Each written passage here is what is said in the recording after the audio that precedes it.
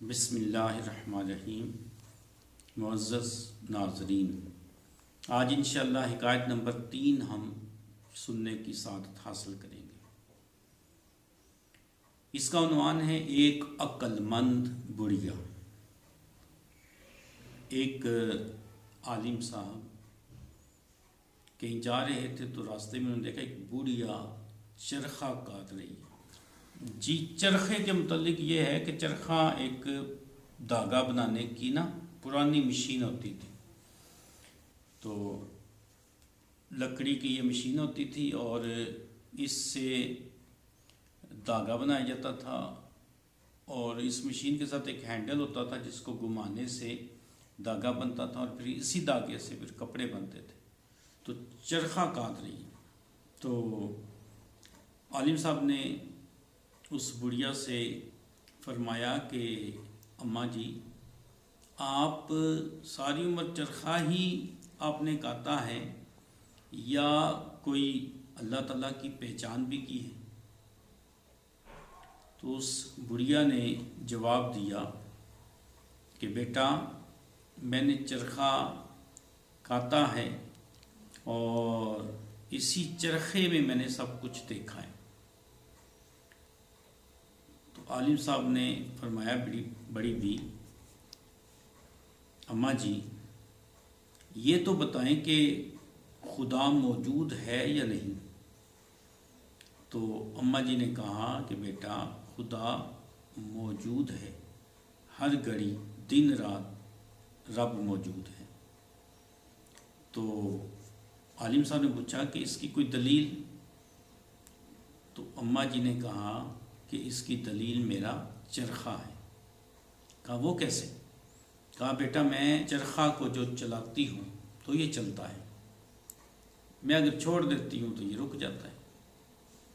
تو اس لیے میں نے اسی چرخے سے یہ بات سیکھی ہے کہ جب یہ ایک چرخہ میرے چلائے بغیر نہیں چلتا تو اس پوری کائنات کو کوئی چلانے والا ہے کہ یہ بھی خود بخود تو نہیں چل سکتے۔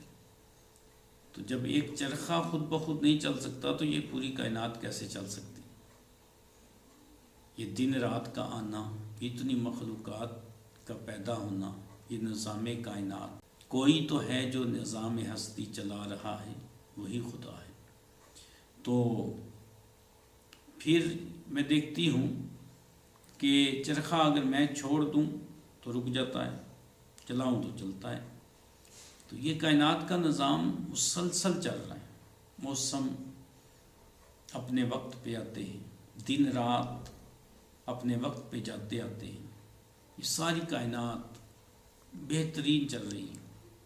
اس کا مطلب ہے کہ کوئی چلانے والا مسلسل اس کو چلا رہا ہے، جو مسلسل موجود ہے۔ تو اس لیے میں نے چرخے سے سیکھا کہ رب موجود ہے اور ہر گھڑی موجود ہے۔ پھر عالم صاحب نے پوچھا کہ اچھا چلے یہ بتائیے کہ رب ایک ہے یا دو ہے؟ تو اس بڑھیا نے پھر جواب دیا کہ رب ایک ہے۔ تو کہا دلیل؟ تو بڑھیا نے کہا کہ دلیل میرا چرخہ۔ کہا وہ کیسے؟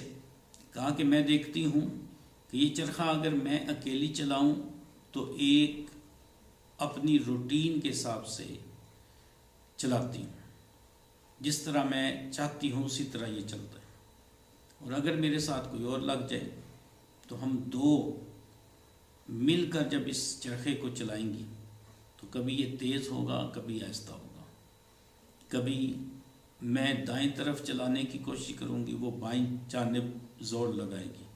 تو اس طرح اس کا نظام درم برم ہوگا، یا چرخہ ٹوٹ جائے گا یا وہ رفتار نہیں رہے گی۔ تو اس سے میں نے سیکھا کہ اگر چرخہ ایک ہی میں چلاؤں تو صحیح چلتا ہے، ایک فرد چلائے تو صحیح چلتا ہے۔ تو یہ کائنات کا نظام جو اس تنی ترتیب کے ساتھ چل رہا ہے، تو پتہ چلا کہ رب ایک ہے، خدا ایک ہے، اللہ ایک ہے۔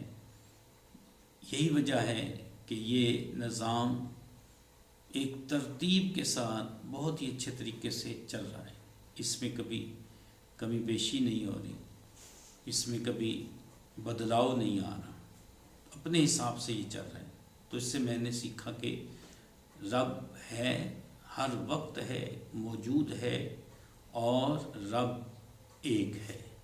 قل هو اللہ احد، کہہ دیجئے وہ اللہ ایک ہے۔ تو یہ میں نے سیکھا اس سے۔